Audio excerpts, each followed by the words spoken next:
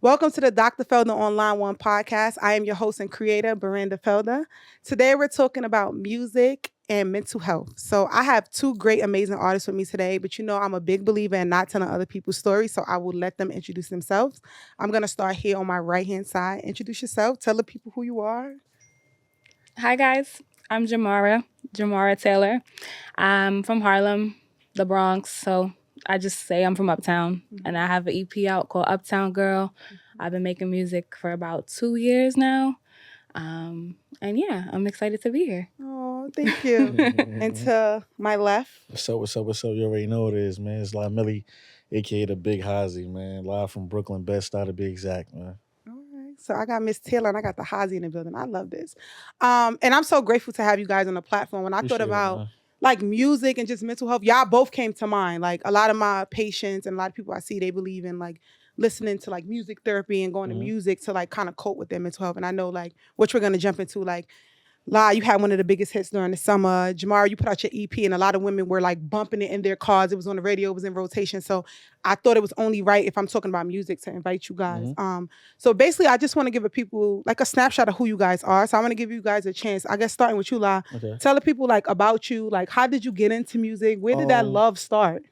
What's so crazy? Like I said, I'm from the style, so it's like I kind of been around music for like the past like really like inside inside and around the music industry for like the past like 8 9 years. And that's just with me, being with Fab. Like, that's one of my close friends and shit. Definitely with Roddy Rebel, that's my little bro. So me being with them, close to them, like I was like inside, seeing the ins and outs, and seeing the pros and the cons, the goods and the bads and shit. Yeah. And I never really thought about doing music, like for real. Like I just never really thought. Like I was just like it was cool, like just to be around. Like you get what Yeah. I'm saying. So then after a while, um, I started out being a manager at first. So I'm like, yo, let me try the manager thing because I'm around this shit and I know, certain people that could, get in the doors or whatever. I tried it. It was cool, but I felt like I needed to do something else. Like I wanted to bet on myself all the way. Yeah. Like I never betted on myself 100%. Like I always put myself into somebody else situation and really help them blossom and then just like, yo, damn, like what about me now? Like, you know what I'm Yeah. saying? Like I always felt like I was always getting like the shitty end of the stick. Like, and I always felt like I had the potential, the star power, everything. And it's like, yo, bro, like, we gotta figure this shit out. Like, you know what I'm saying? So I'm like, yo, all right, let me try this shit. So like I said on plenty of interviews, like one day I was just in the studio waiting for Rowdy to come in, and I was just trying some shit. Like Case Faded Pictures is like one of my favorite songs. Like I like how the beat is, everything. So I'm just like, yo, let me try something with this.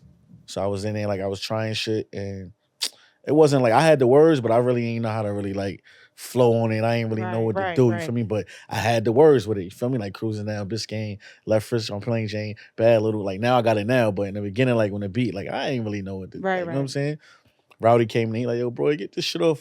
Turn this shit off. Like trying to discredit, but not really trying to discredit. Like, you know what I'm saying? Like, yo, nah, I don't want you to do this, nigga. Like, I want you to stay with me and on a business tip. You feel me? But it's like, yo, I've been doing that for so long. Like, you get what I'm saying? Like on a business tip or just putting certain plays together. Like, I put a lot of plays together for artists out here. You know what I'm saying? Yeah. From big time artists to underground, I put a lot of plays together. You feel me? But I was doing all that shit off the kindness of my heart. But it's like, yo, I'm doing that. And it's like, what now? Yeah. Like, and then it's like sometimes like, and it's not even like me even like crying wolf like for the credit, but it's like, yo, damn, like, you get what I'm saying? Like, Yeah. I'm like, you ain't nobody mentioning me saying, yo, my bro, La put this, or he did this, do this. So it was just like, all right, cool. It's like, yo, nah, I need some type of acknowledgement or something now, like, cause I'm putting in all this work and I ain't getting shit out of this shit. Like, you know what I'm saying? But just the inside, people just know what I'm doing is, which is cool.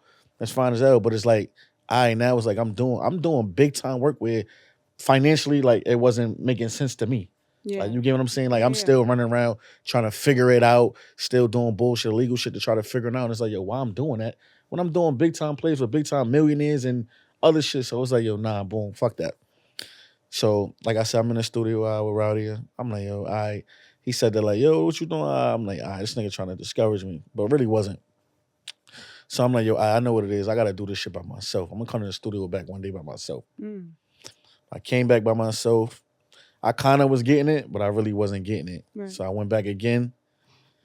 Then I was like, I was getting it. You feel me? Because it's like one from me just being in the studio with him all the time, Fab, like plenty of other artists, like, you know what I'm saying? Like just maining those two, because those like the main two guys, like, you know what I'm saying? Like, And when you was going to the studio, I know you said you went by yourself. You wasn't telling nobody you was going. You just was nah, going by I yourself. wasn't telling. Okay. I was booking sessions. I wasn't telling nobody. I'm like, let me try this shit. Right. I tried it. It sounded good. I'm like, oh shit. I'm like, yo, I need somebody on the hook. I had somebody on the hook or whatever the case may be, but I wanted options though. So I called my bro Josh Singh. Shout out to Josh Singh's talented singing artist that I got on Hazii. So I'm like, I called him. I'm like, yo, bro, like I need you to like, no, razzle dazzle this for me. He like, yo, come on, bro, whatever for you. It's your first song, you know, whatever for you. Right. So he heard it. So the first person I had on the hook, he like, yo, bro, like the first nigga on it was dope. I'm like, yo, nah, he is dope, but I just want options. I called my engineer.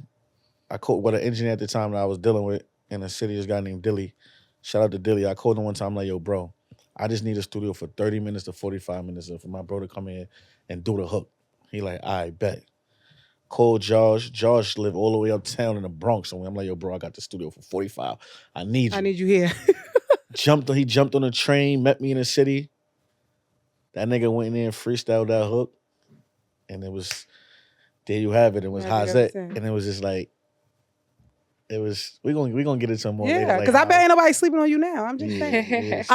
And you, I'm a little iffy with you today, and you know that because we've known, like, you know, me and Hazii, we met each other like from being in the same hood, being in Bed-Stuy, being around each other, just having mutual friends. But you and I, we went to school together. Like I've known you for years. Like Jamara. Me and Jamara done ran through, like we was in hallways. Like Jamara done seen the best of me, the worst of me. Like, you know, we've known each other for years. Like we went to school together and for a long time, like we went in college together and we, you know, a lot of people didn't. A lot of college people. I went to? We both went to Manhattanville. Right there in Purchase. Okay. And a lot of people didn't want us to be friends, and we end up not only being friends, but being like the best of friends. Like we were like best friends at one point. Yeah. So like, I think for me, like when you came out, and you know, I know like the backstory, a lot of your trials and tribulations, just like you know mine. But I think for me, when I seen you as an artist, because I've known you as a dancer. Yeah. That's what I've known you as. But when I seen you as an artist, for me, it was just like, wow, like this is something totally different. So I want you to get them a little background of your story. And this is me too, like I'm learning. So when did you decide that you wanted to be a rapper? Well, it's funny you mentioned college because, you know, typically growing up in a household of, you know, people who want to see you succeed and be an overachiever, it's, you know, encouraged you go to school, you get a degree that you could get a job in and something that's going to be lucrative. So funny story, when I was applying to colleges, I told a very close aunt of mine, I was like, hey, you know, I think I want to be a dance major. She like, well, what you going to do with that? Yeah. And I was like, oh, okay, just blindsided me, but you make a good point.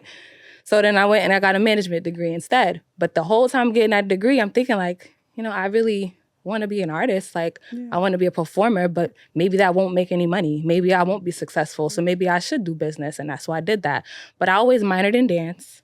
And I always, you know, had that passion. And from young, I wanted to be an artist, like a singer, dancer, artist, like big time superstar. But I took the dance route because I was a dancer my whole life. And then as I got out of college, I started teaching dance. So I spent my entire few years of my education career coaching other young girls how to be superstars instead of making myself the superstar that I wanted to be. So then pandemic comes and I'm just like reflecting and I'm, you know, growing in my spiritual journey and like, you know, life is short, all these different things. I'm like, you know, I really got to like make something shake. Like, I can't tell these girls to go live your dreams and I'm not doing that. Like, that's not cool. So then one day I ended up at the studio. I went to IMI for the first time to visit a session. I got, I guess you could say, discovered when I was going to the bathroom. Oh, you got a great look. You do anything? You rap? You sing? I was like, I could put something together. Meanwhile, in the back of my head, I'm like, yeah, I've been waiting for this moment. I want to be a superstar. You got a book in the back of your thing. You've been writing all the time. Let's go. I've been writing lyrics since I was 8. I heard you, right? So he's like, yeah, let's go in the booth. We booked the session. We go in the booth.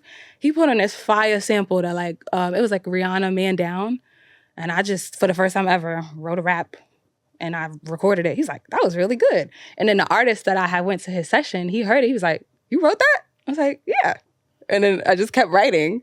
And then it just never stopped from there. I just kept going. And then I was like, you know what? I think I'm going to just do this. I'm going to just keep going. And then I put out a single, a video, an EP. And it was like, it was so fulfilling because I'm like, that's my definition of success. Like I said I wanted to do this when I was 8. I'm going to try it. I did it, you know, and I hit a milestone, and now we see what goes from there. Yeah. And I think like for me, like again with you, like I said, you blew me away because I went, we didn't have this conversation. You know, we both were in different places in our life, points in our life. I literally went on Instagram and I just seen her, blah, blah, blah, blah, blah, blah, blah, fit it on. I'm like, Yo, you know what's so crazy, right? what is happening? You know how I met her? Through mutual friends. And then, hold on, before you tell the story, and then I hit you guys up to come here today, and then I know each other. Yeah. I thought I was gonna connect you guys. Yeah. Music is So how small. did y'all, go ahead, y'all can tell me how y'all met. Go ahead, tell me. I basically met her like through mutual friends, like through my guys Rel and or whatever the case may be. Like we all call like Sahara East like the office. The office. It's a hookah lounge. You get what I'm saying?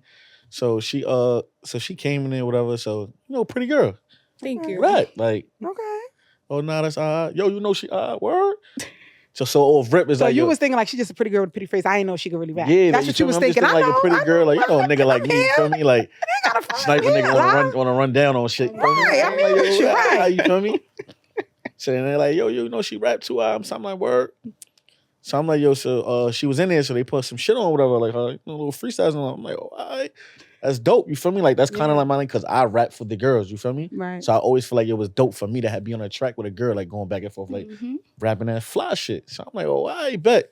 So we just always like just been cool and just connected since like just always see each other. It was always love. You know what I'm saying? And then before this, she seen me at I think it was something that my homegirl Lou had, and it was somewhere in the city. It was like in Stafford Room, but upstairs, and it was a Fab hosting, and I came. Of course, I was a Fab, and that's when I first came out on my song, Baddie Demeanor. And he told the DJ, yo, put that on, let us perform. And then from there, like, she knew, like, I kind of was like, oh, Yeah. like, I think he got some motion, like, he's serious, like, Yeah. that's what I mean. Yeah. And then we just, I went from there. Yeah. Yeah. And I think that's like important. Like we have a lot of people, and especially what you said, like we have a lot of people in our life that like will be like, yo, put this song on. Like I want you to play this, I want it. But you also, like you said in the beginning, you have people that was just like, you sound crazy. Like come over here, sit and be my manager. Or like come, like you understand, sit and be a dancer. Because even for you, you've inspired a lot of girls dancing. You had a dancing studio, you was a dance teacher, like for sure. So how do you guys, and I want to just differently, you both could jump in and give your opinions. How do you think it's different for both men and women trying to get into the music industry? Like how is that so different? Because like you're a man, you're a woman. So how has like your journey's been like different? Why do you think it's harder for women? Is it easier for men? Like what do you think? I think right now it's easier for women right now. Okay. Because the women is kind of like really running the game right now. Like the top girls, like like the Lotto, the Sexy Red, and Gorilla, like they doing their thing right now. You feel me? Like and they making it noise for women now to where like it's giving women more of a chance now to like, you know what I mean, come in and do your thing. Like and shout out to like girls like Young Miami and them like that really kind of like sparked it off. You know, like talking to ratchet shit and all that shit like that. But as far as the guys, it's like it's tough too, you feel me? Because now with this shit now, like the music is all over the place, man. Like it's like it's sexy drill, it's just everything all over the place. And it's like it's new, but what New York was mainly for was new, you know, for the New York gritty rap, the bars, you know, the hip hop and R&B type of music, you know, like guys like the Mace, the Fab, the Ja Rules, are like that was the vibe of my era, like coming in. You get what I'm saying? So like that's the type of bop I'm on. But now it's like it's kind of hard because it's like you could be super duper dope, but now this shit is kind of like a popularity contest. Yeah. Like you get what I'm saying? Like so if you popular, if this person know you, that person know you, and you could be trash. Like you know what I'm saying? Don't get me like I ain't even. Like it is what it is, but a lot of these niggas ain't it. Like these niggas is dirt. Like, and I also think like you come, if you got a catchy slogan, the song could say nothing. Nothing. You in there. You in the long as you got a catchy slogan that people want to say, slogan is in there. You feel good. Me? And it's like now with the music now, before like it used to be like 3 minutes, 3.5 minutes with your music when you got a verse. I mean you got a hook, you got 2 verses and a hook. Like you get what I'm saying? When you listen to the whole song. Now this shit is the attention span is so short to where it's like the music, your song got to be 1 minute and 10 seconds now. Once you got a hook in the first verse, it's over in the club. They go into the next song. Like, you get what I'm saying? So it's like, not even playing it all. Yeah, they not even like, you know what I'm saying? Like, but it's like, I just want them to just bring back the vibes that I grew up off of. Like, you know what I'm saying? Like, shout out to everybody out there that's doing anything in the sexy drill and all that. Like, that's dope. I love it because it's for women. You get what I'm saying? Like, shout out to that. But it's just that my thing is just, I grew up off a different type of shit. So it's like, you know what I mean? I'm not discrediting them.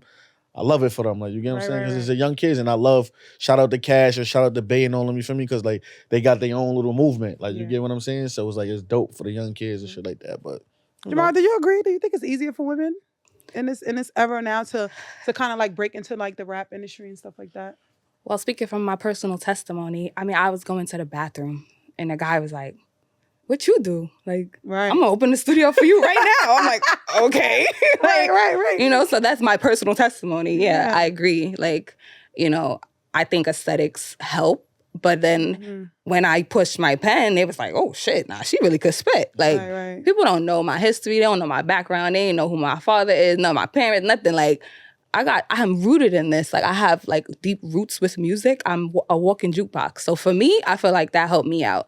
But the same way anybody could spot me off the street, they could do that for any girl and give her a chance. And then, we said about attention spans and virality and what's hot right now. Like, it's so easy for you to just shake your butt on the thing and just, be outside. Like, like it's easier for girls to do that and get attention,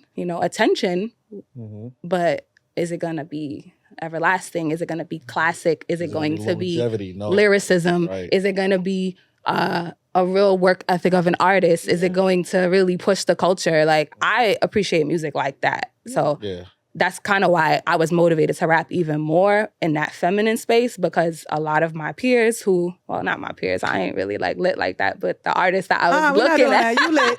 You hear you on a podcast. Well, just to be, speaking like realistically, probably as a spectator, like a consumer of music, I'm looking at these women navigate this space, and I'm like, I got something else I want to say. And that's why I dropped Klondike bars, because I'm like, all right, like, how many times I gotta hear what you gonna do for a Klondike? I personally got tired of hearing that type of music. So that's why I said, I'm gonna come into this space with something different. So I feel like if you're an artist and you have something to say, I feel like I had a lot of favor after I dropped Klondike bars, because I was offering something different and bringing something new to the conversation. So that could be easier for someone too. Like, if you know you have something different to say, it might be easier for you. If you know you're aesthetically this way, it might be easier for you. Like, everybody's lane is different. Everybody's journey is different. Yeah. I think it just takes you getting in alignment with, like, okay, like, what do I want to say? And be true to that, you know? As far as, like, the piggyback of you talking about when you're not lit.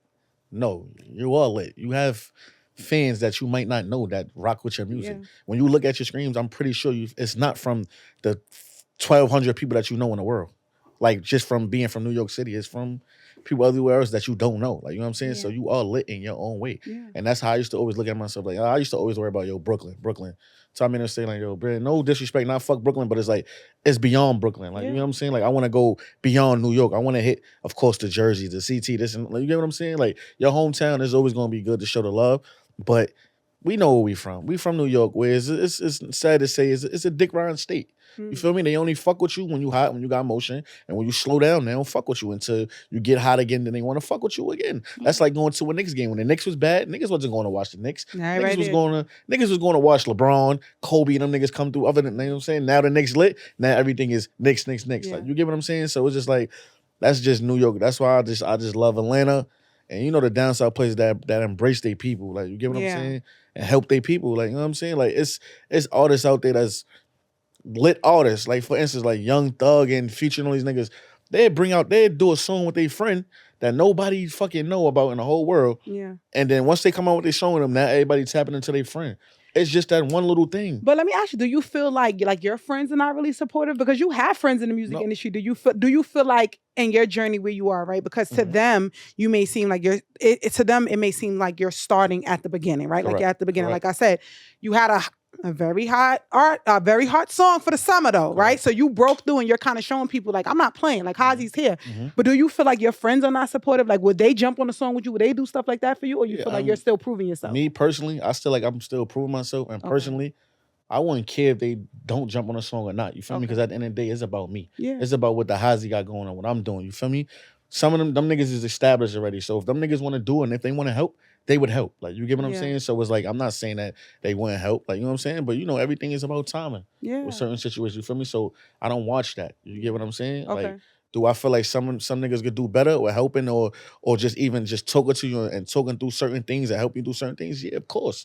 You feel what I'm saying? But far as like that other shit, I ain't worrying about that shit, man. It is what it is. You know what I'm saying? Like, I'm going to do what I'm going to do regardless. Nigga, like, so if you help or you don't help, or if you looking from a long shoe and like, or you wait until a nigga get lit, this and all that, that's cool. That's fine. You feel what I'm saying? But I'm going to do what I got to do. What you got to do. I ain't worrying about what you doing or what y'all doing. Y'all niggas is established And I'm trying to get where y'all niggas at. You know what I'm Yeah. saying? So it is what it is. But I will say, and I'm not just saying this because y'all here, I will say that I've seen, like, even when you drop your EP, I was seeing people post it. I was hearing, like, people, I was on the radio one time and I was just like, what's going on? Like, that's why I was like, I need to pick up the phone and call you. And even you, like I said, on the summer, all I saw was like Hazii. So I think, like, you both are, like, in my eyes, you both are lit. Like, I have your own fan base, your own thing and stuff like that. So I think that's definitely important to know. But there are difficult times. There are times that we don't always see the potential in ourselves. And I can even attest to that. There was times that I was just like, yeah, this is crazy. Even like with the podcast, I was just like, this podcast is supposed to been started. Right. And I've always felt like I can't start it now because I can't start it now. And I had a friend like, you're sitting over there, you can start it. So I guess I wanted to talk to you both about, like, Jamara, let's start with you. Like, what was the time that you kind of felt like, nah, I'm gonna walk away from music. Like, music isn't it. Like, this is not for me. I need to go back and go get a job and go be a dance teacher. Like, funny you should mention. It's like the circle of life, right? Yeah. Like, I started as a dance teacher, pandemic hits, stopped teaching, right? Remote, not for me. Kids' morale's going down, whatever. Start doing music, love it. High roller coaster, Power 105, The Union, all these great. I'm like, oh, it's lit. We outside, right?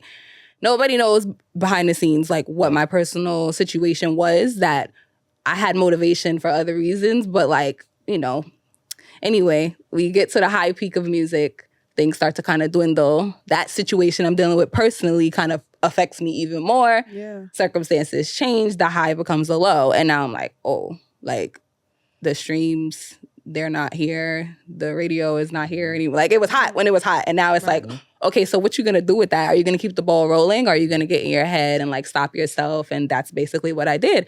And then I said, you know what? The rapping probably isn't really going to pay the bills right now. Yeah. I want it to in the future, but right now that's not the case. And I need to pay rent right now. I need to live now. So I went, I'm like, let me go get another job. And funny enough, I started teaching dance again.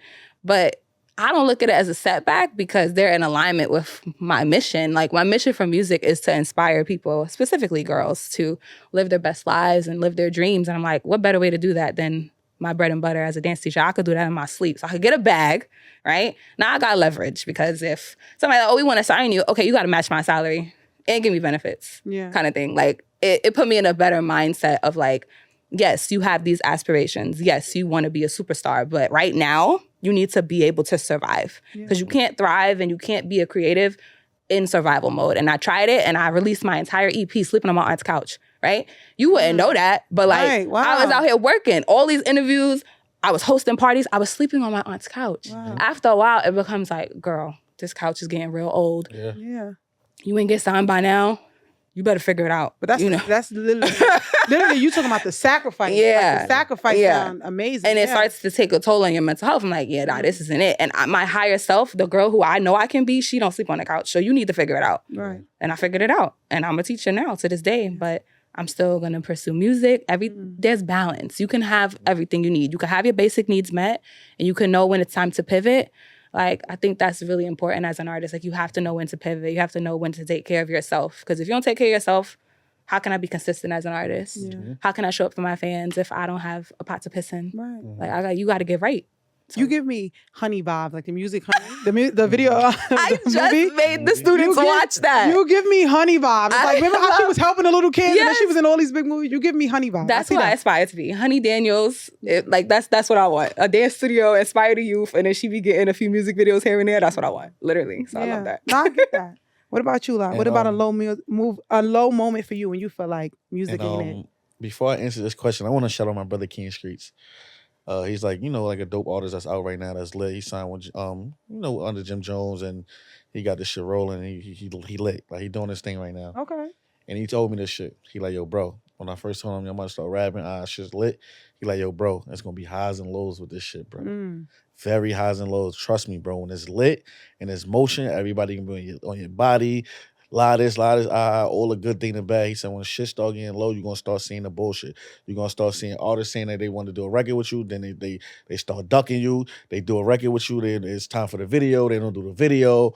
It's just like so much mental shit that I call that nigga. I be like, yo, bro, damn, this, that. He be like, yo, bro, I told you it's highs and lows with this shit, bro. Like, I'm telling you, bro. So it was like, that shit was fucking with my mental. And I'm just like, yo, damn, like, I gotta just keep pushing, because no matter what, even when I'm in my fucked up moments, when I'm even not even financially right, like, you get what I'm saying? Like, Yeah. I just always just believe in God and just feel like God gonna do right because I'm a good person. You get what I'm saying? I always do right by my peers. You get what I'm saying? Like, I spend my last, like, and be dead pop, but niggas will not know. Like, you get what I'm Yeah. saying? Or even if I had like going out or hostings or some shit like that, like, I'll be so sometimes, like, once in a while I'll be pop when I don't even have money to, even though, like, I don't go out if they don't pay me. You feel me? Like, but of course, you know, they give me bottles or whatever. I might have 10, 15 girls with me, but the bros is there to hold me down. You feel what I'm saying? To add on to the extra bottles of this and all. Like, you know what I mean? It be certain shit that I nigga want to do that I can't do that niggas don't know because in the limelight look like lie this, lie that. No, nigga, life be lifing. Yeah. You get what I'm saying? Like, everybody go through shit. You feel me? Right. So me, I put my thinking cap on. I bet for me to get some more bread because I'm a hustler. You feel me? Regardless of what, I'm gonna figure this shit out. I don't. But one thing about me, I'm be honest. That's what I love about Brooklyn, man. Y'all gonna figure it out. I I'm love figure that. this shit out. Y'all Like, gonna figure it out. One thing about me, I'm not gonna crash out. So if it take me 1 month or 2 months or 3 months to figure something out, I'm gonna do it. I'm not going. If this is not my lane, they're gonna run in there, they go do the shit and crash out and end up in jail. Because you know what I think about? I think about my moms. You feel me? Because one of my little brothers in jail. My little brother been in jail for the past 10 years in life. You feel me? So that shit still fuck with me mentally and my mom's mentally. So I always think like, yo, damn, if I go jump on my lane and go do this shit and God forbid I go to jail, now my mom's got 2 of her sons in the fucking jail. How she gonna feel? How she gonna think? My little sister, like, you get what I'm saying? So I think beyond this shit, you know what I'm saying? So it's like, yo, nah, I take my time with this shit. Like, you know what I'm saying? Like, I'll figure it out. So I put my thinking cap on. I'm like, yo, I'm a nigga that like to dress, you feel me? Fuck it. I was thinking about merch. Started out with some merch in the beginning. Like, some niggas was feeling it, some niggas wasn't feeling it, but niggas was supporting it because it was me. You feel what I'm saying? Like, oh, nah, that's live. Fuck with it. You feel me? But you know, I was hearing the whisperings and some niggas ain't want to wear. Some niggas, that shit wasn't discouraging me. Like, that shit was just motivating me more and more and more.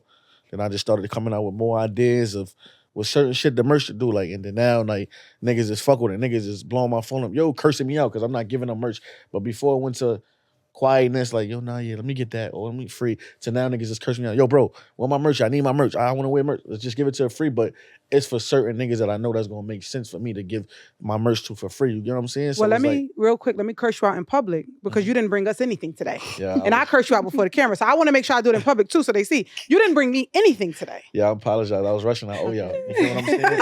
I definitely owe y'all for sure, for sure. No. But yeah, man, with this shit, man, it's crazy. And even like with individuals that you work with too, man, it's like you'll bust your ass to help niggas and put them in certain situations and all that. And you expect shit from niggas and you don't expect it. You get what I'm saying? Yeah. Like, so that shit'll hurt you too, feelings wise. You feel me? We all human. We all got feelings. Yeah. You get what I'm saying? So we all got a way to feel a certain way about certain things. You get what I'm saying? So it's just like, this year I said, nah, like, this is my selfish year. It's all about the Hazii, it's all about lie. Like, if you're not helping me or bring that to the table, then fuck you. Yeah. Like, you get what I'm saying? Like, I'm tired of just helping and it's like I'm not getting nothing out of no nothing. Or as far as like just support a nigga. Throw a nigga record up. Feel me? Throw a nigga push. It's just an Insta story, bro. And that is free. It's free. I just want to be totally transparent free. about that. Like, that is completely free. It's like free. to put things to repost. Like, we repost all these people things on Instagram all the time that we don't know, like little funny memes and all this other stuff, but like niggas or we like don't know. songs, but like your friends are be rapping and stuff like that, and you don't post them. That it bugs me. It's so weird. Even when I started like my podcast and stuff, I swear to God, a lot of strangers was reposting my stuff, or people who But not that's who the people that's going to support you. Yeah, the strangers. Those are the people that's going to support you the most. Man, I'm gonna tell you this: those are the people you gotta cater to. Yeah. Fuck anybody else. You feel me? Like, even like when it came down to my friends, like, you get what I'm saying? Like, those my niggas. I love niggas to death, but it was certain niggas I was expecting shit from, but it didn't happen. Of course, this shit hurt a nigga mentally, but I had to realize, like, yo, listen. Fuck that, nigga. Ride with who gonna support with you. You feel me? It might not even be some people might not even know how to support people. Yeah. You get what I'm saying? So certain shit I don't take it serious and personal, but it's like me, the type of nigga I am, myself, I was always hurt like when it comes to certain shit. Cause the type of nigga I am, if my nigga sells shoes out of a fucking soccer van, I'm the first nigga to support my nigga and be there and pump my nigga shit. Like, you get what I'm saying? So I be expecting certain shit from me because it's lie. Like, you know what I mean? Like, we friends. Like, you know what I'm saying? Like, I done sacrifice mad shit for my friends. You feel me? Vice versa. They done sacrifice mad shit for me. So it's like, yo, one hand washed up. Let's get it together, bro. Because niggas know I'm that friend.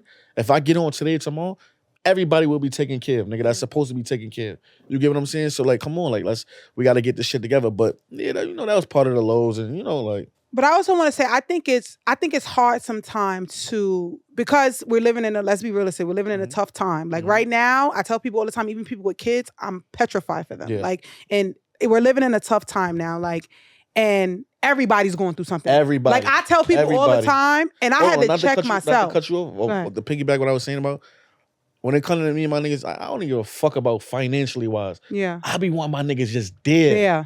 Just there. Like, let's look like a movement. But let me tell you with that. Mm-hmm. Sometimes because everybody is going through something and everybody got their own story, it's hard. Yeah. I'm going to be totally transparent. I'm not giving nobody an excuse. But I will say that because me and her went through it. I can agree. It's hard. It is because I felt like I was going through, like, I was like at a height in my life where like I just got into school. I was going to school to be a doctor, this.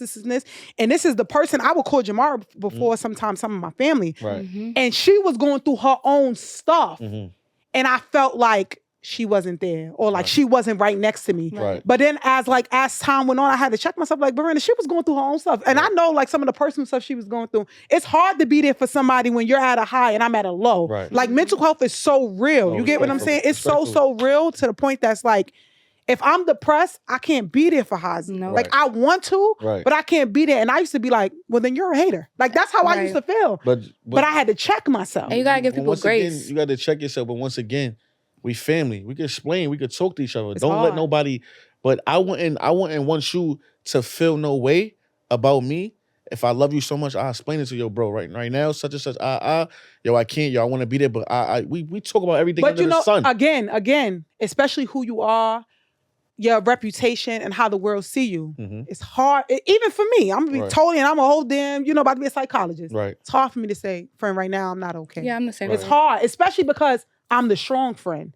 So for me to come to you like, yo, friend, I'm not okay today. Like today's not a good day for me. I can't even be around nobody right now because I might be around you and start crying. Right. That's hard for me to do. You know what I mean? Right. I want to give you the space. Go ahead. What you was about to say? Yeah, I was just agreeing with you. And I think you have to give people grace. Yeah. Like you said, like you don't know what people are going through. And not everybody's mindset is the same. Not everybody views families, friends. Like everybody has different definitions of everything. So you can't put expectations on people. You can only have the best expectation for yourself. And if you're not right, you got to get right, and you have to be prepared. You might lose some people in the trenches. You might, take a step back, and you might come out your hole, and the people that was with you and was trying to rock with you, they felt some type of way because now you out and they don't want to rock with you no more. All right, cool. But I had to do what I had to do for my mental health.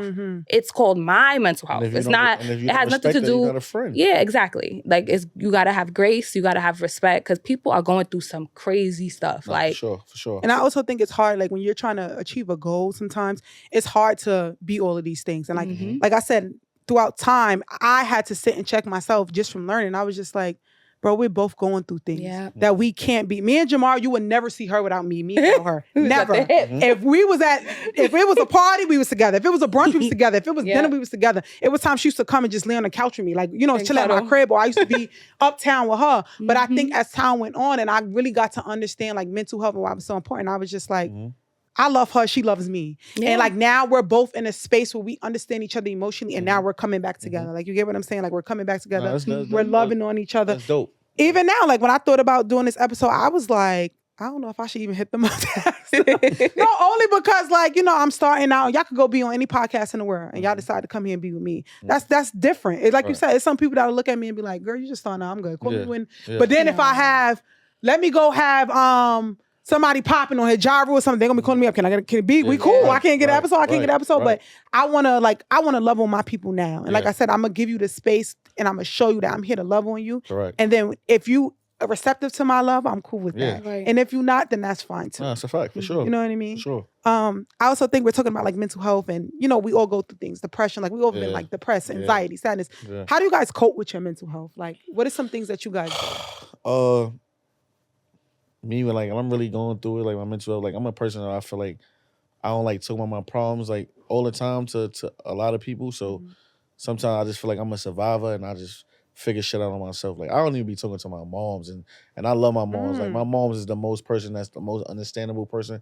But sometimes I don't be wanting her to know what I go through. You get what I'm saying? Because I want to show how strong I am. You feel me? And I know my mom how she feel about her kids. If I go to her, yo, mom, listen, like she's gonna be there, but I know deep down inside she gonna be like, yo, damn, she worried. You get what I'm saying? So I ain't gonna lie. Like I talk to my brothers. Like when I'm going through certain shit or I feel certain ways. Shout out to Day, shout out to Dude, shout out to Hey.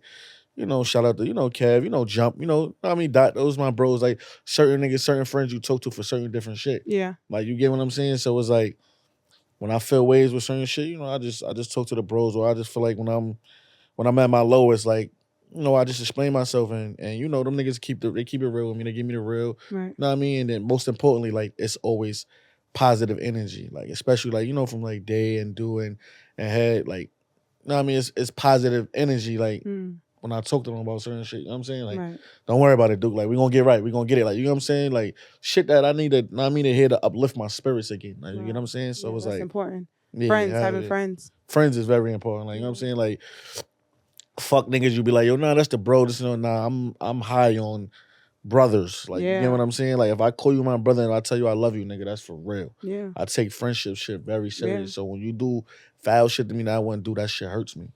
Because I take it serious. And I'm not gonna lie, I tell some of my friends, like, they may not have even known it, but you probably like saved my life. Like, you healed me in a moment that I needed you. Right. You probably don't even know that. So I definitely could relate with that. Like, that's so real true. Shit. What about you, Jimmy? What do you do in terms of when your mental health is not right to cope with your mental health? When I was younger, I used to yap a lot, right? I would like, let me tell you what happened. As I got older and as I started to appreciate solitude and like, I just turned to God. Like, I literally, like, I've experienced some very heartbreaking thing, a lot of grief. I have buried a sister, I buried a brother. Like my brother raised me, Yeah. Like, I was devastated. So it's like, who the fuck I cannot talk to about this? Like, even if you lost a brother, like, even if you lost anyone in your life, like, who can you talk to? Like, who's really gonna understand exactly what you're feeling but the person that created, or the entity that created you? Like, I just turned to God. I'm like, some of these answers y'all don't have. Nobody's gonna have that answer. So let me just sit down and just be with my creator for a second. And that really helps me. Really helps me. And that's another reason why I retreat, because I'm like, I went on a solo trip. Like, I pray, I bring my journal. I journal every day. Before I talk to anyone, I write in my journal. I don't even text. Nothing. I write in my journal every single day. I do a devotional every single day just to get my mind right, brain dump, so that I'm not trauma dumping, or I'm not, because I used to do that too. I used to have trauma bonds, and we think that some of those like friendships and relationships are friends. No, sometimes you guys are just trauma bonding. Yeah. And I had to realize that too. I'm like, like, I don't want to have people in my life that we feel like we can only really talk like when we're going through something. You put people in categories, but it's like, no, I want to be the light in people's lives. So how do I do that? I got to get my mind right first. I got to check in with myself, like, deal with my emotions. And then when I feel comfortable to share them, I feel like I could share them, and that helps me. Of course, music helps me as well. Right. And getting closer to God, that's when the pen really started flowing, because I'm like, oh, okay, like, we are created, so we must create. Yeah. So the closer I got to my creator, the better my pen got. And I just, that's heals me. Like, when my brother passed, I wrote that whole EP. I released it on his anniversary. And I'm like, yeah, this is what I do. This is how I cope with this, like, my creativity. Since we're already talking about your EP, you had a song called 1-900 Fuckboy. Because I want to talk about it, because this was a big, I ain't gonna front. This was a big song. And it's for guys, but I fuck with that record.